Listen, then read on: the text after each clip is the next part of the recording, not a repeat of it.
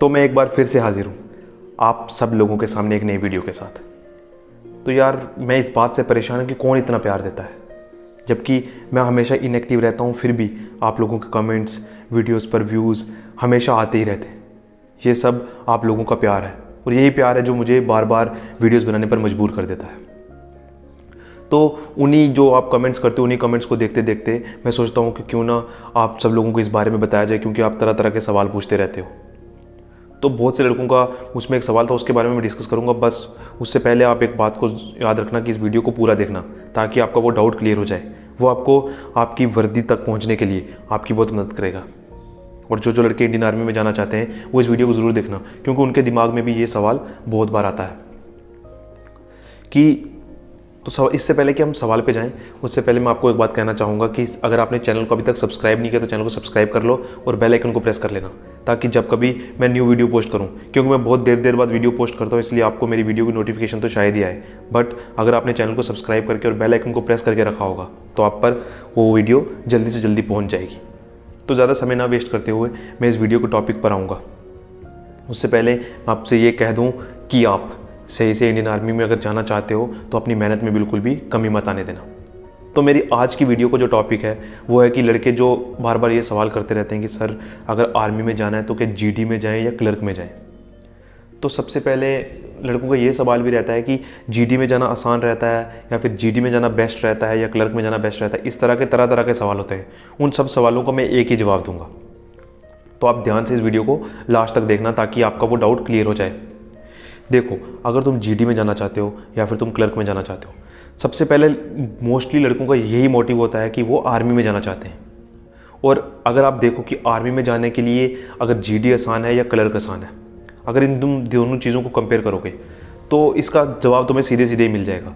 अगर तुम एक यूनिट में देखते हो तो वहाँ जीडी की स्ट्रेंथ ज़्यादा रहती है, क्लर्क की स्ट्रेंथ ज़्यादा रहती है। ये तुम सबको पता होगा कि जीडी की स्ट्रेंथ। तो इसका डायरेक्टली कहीं ना कहीं यही मतलब है कि अगर तुम जीडी में अप्लाई करोगे तो तुम्हारे भर्ती होने के chances as compared to clerk में अगर तुम अप्लाई करोगे तो ज़्यादा रहेंगे, क्योंकि वैकेंसी ज़्यादा रहेगी। तो इसका डायरेक्टली मतलब यही होता है कि तुम्हारे भर्ती होने के चांसेस ज़्यादा हैं।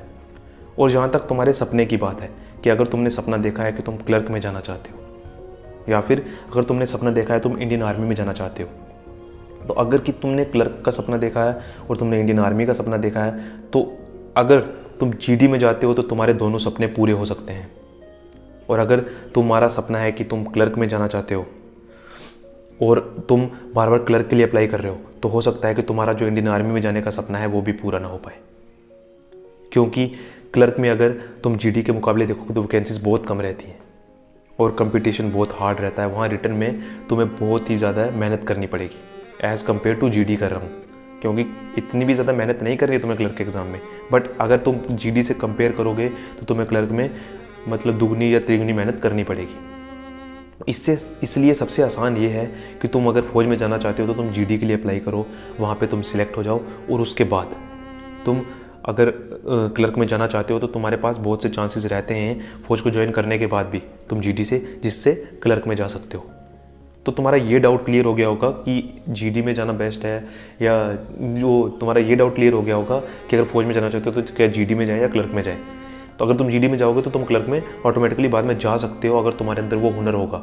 और हो सकता है कि अगर तुम क्लर्क के लिए बार बार अप्लाई करते रहो तो वहाँ वैकेंसीज़ का बहुत अभाव रहता है और तुम्हारी किस्मत भी डिपेंड करती है, और हो सकता है तुम्हारा सिलेक्शन ना हो पाए और तुम इंडियन आर्मी में ना जा पाओ। बाकी यहाँ तक बात है कि जीडी बेस्ट है या क्लर्क बेस्ट है, तो यहाँ तक मेरा हिसाब है तो मुझे लगता है कि दोनों बेस्ट हैं, क्योंकि कहीं ना कहीं तुम्हें देश की सेवा करने का मौका मिल रहा है इंडियन आर्मी की वर्दी को पहनकर।